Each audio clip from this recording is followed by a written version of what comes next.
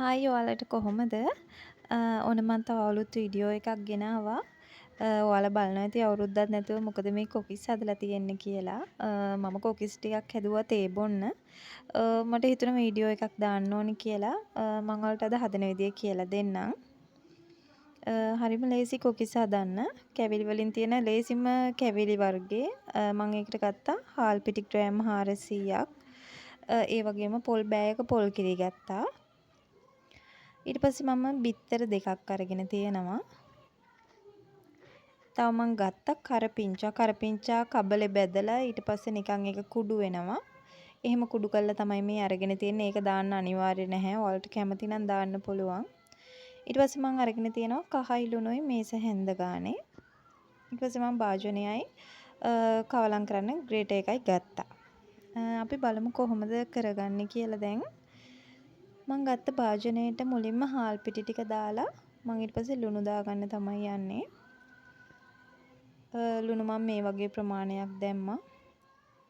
කහනන් ටිකක් මම වැඩියෙන් දානවා. මොකද අර සුදු පාටට වගේ කොකිස් එක තියෙනවට මම කැමති නෑ. රත්තරන් පාට වගේ ටිකක් අර තද පාට එන්න නම් කහ ටිකක් වැඩිපුර දාගන්න ඕනේ.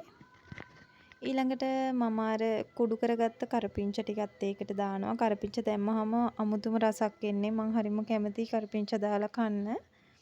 ඒක නිසා මම එහෙම හදාගත්තා. එහෙම අකමැති අයට ඒක නොදා ඉන්න පුළුවන්. දැන් මම බිත්තර දෙකත් එකතු කරගන්නවා. බිත්තරත් අනිවාර්ය නැහැ. මම බිත්තර දාන්න. මගේ තියෙන්නේ non stick කොකිස් සච්චුවක් නෙමෙයි. ඒක නිසා බිත්තර දැම්මොත් තමයි ඒකෙන් ගැලවෙන්නේ.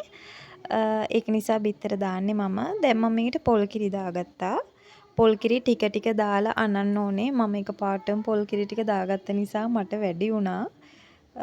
දැන් මේකේ දියරුගතිය හොඳටම වැඩි. මම ආපහු හාල් පිටි චුට්ටක් එකතු කරගත්තා. ඔයාලා අනිවාර්යෙන් මතක තියාගන්න හදනකොට ඔක්කොම පිටි ටික අරගෙන එකපාරට හදාගන්න එපා. අනිවාර්යෙන්ම පිටි ටිකක් පැත්තකින් අරන් තියන්න. මොකද අපේ මිශ්‍රණේ වෙනසක් වුණොත් අපට ආයි ඕන වෙනවා පිටි ටිකක්. දැන් බලමු මොකද ඊළඟට කරන්න කියලා. මම තාච්චි ලිපේ තියාගෙන කොකිස් සච්චුව වෙහෙන ගානට තෙල් දාගත්තා. මේක තමයි මගේ කොකිස් සච්චුව. non stick එකක් නෙමෙයි. මේක අපේ ගෙදර පරණ කොකිස් සච්චුව. මේකෙන් තමයි හැමදාම හදන්නේ අපි. මෙන්න මේ විදියට තමයි කරන්නේ. ඔයාලට පේනවා ඇති කොකිස් සච්චුවට මේ විදියට කොකිස් සච්චුවේ උඩට මෙන්න දාන්නේ නැහැ පිටි.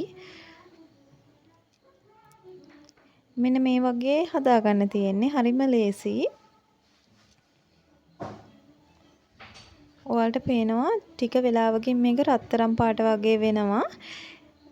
එතකොට අපි බා ගන්න ඕනේ. මොකද නැත්තම් කර වෙලා තිත්ත රස වෙනවා.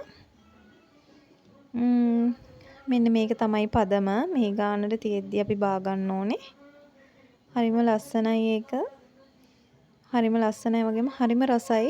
ඔයගලන්ට පුළුවන් නම් අනිවාර්යෙන් කරපිංච ටිකක් දාන්න මේකට. මං කියනවාට ඒක මාරම රසයි. කරපිංච දැම්මහම හරිම ලේසි රස කැවිල්ලක්. මං හිතන්නේ අවුරුද්දට හදන රස කැවිලි වලින් මේක තමයි ලේසිම එක. මම නම් හරිම කැමතියි කොකිස් කන්න. මොකද මේ සීනි තියෙන කට්ටියටත් කන්න පුළුවන්. කිසි ප්‍රශ්නයක් නැහැ. පැණි රස දාන්නෙත් නැහැ. හරිම ලේසියට හදාගන්න පුළුවන් තේ වෙලාවට.